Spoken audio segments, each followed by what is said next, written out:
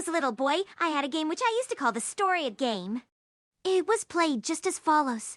There would be 3 or 4 children, one of whom would stand up and pretend to be the leader of the rest. The leader would tell some story, and then one of the other children would say yes or no, and that one would have to repeat the story in the same words. Then the next child would answer the first, and that one had to say what had happened next, and so on until the whole game was finished. Then they would change places and play the game again. This was the only kind of storytelling that I knew, for there were no storybooks in my part of the country. This is a game which all boys and girls play, and so it has been called the storytelling game. There were several boys who were living at my house when I was a young boy, and they all went out one day and went hunting for squirrels. They shot some squirrels, but they got one poor fellow by the tail, and he died. This made them so sad that they determined to have a funeral for him.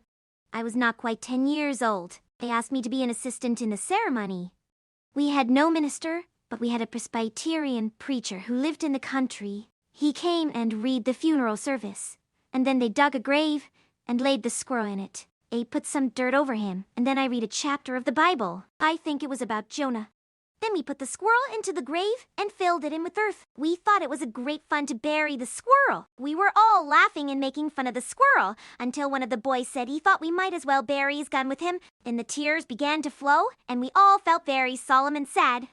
We then agreed to have another funeral and bury my brother's gun with him. After that, we decided that it was fun to bury people, and so we made a contract that we would each bury our father. One day I saw a little girl crying and asked her what was the matter. "My father is sick," she sobbed, "and I am afraid he is dying." I asked her if he was in bed. She said yes, and told me that she was afraid she would not see him alive again. I comforted her by saying that she had time to go home, and that I would send word to her father that she had been sick. We had a number of boys living at my house. One day we got hold of a dead cat, and it was so stiff that it was hard to bend it, and so we thought we would make a man of it.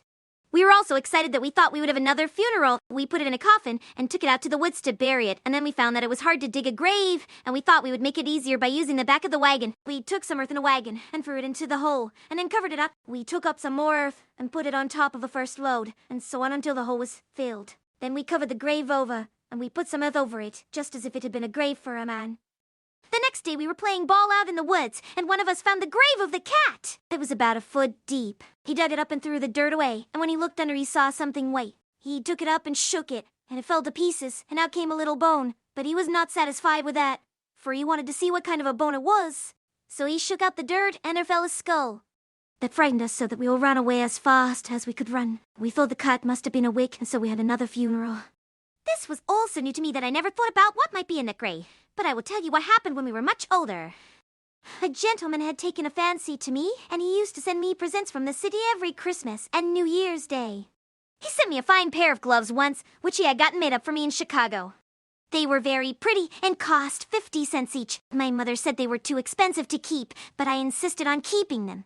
After I had worn them for about 2 weeks, I found them to be very inconvenient for everyday use. They were a little too large, and when I was playing ball, they hung down below my hand, and so they did for all sorts of work. They were also rather clumsy for everyday use, as they were made of kid leather. So I sent them back to the gentleman who had sent them to me, but he did not return them to me. I have heard that he did not keep a boy about that size, but I have never known how that happened. I tried to get another pair of gloves, but I could not get a glove as nice as those which I had lost. But I had to do without gloves entirely for about 3 months.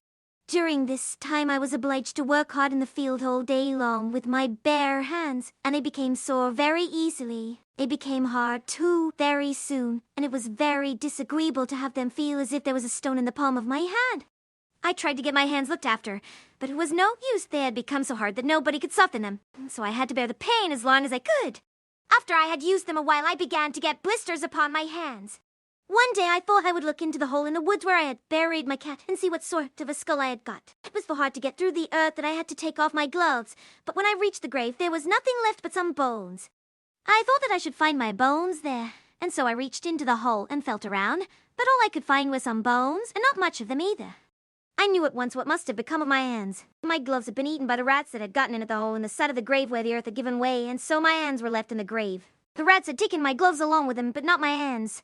I was afraid that my bones would not grow again, but when I got home and showed my mother what I had found in the grave, she told me that there were some people who believed that if you put a dead man's bones in a certain way under your pillow at night, You would dream of his future fate, so I laid out the bones in my room on my bed and then laid my head on them. But all that happened was that my bed fell down and broke my neck. I had broken my neck in falling from my bed on the floor. My mother told me that if I had kept on sleeping on the floor, I should have dreamed of something pleasant. But as it was, I dreamed of nothing but bones.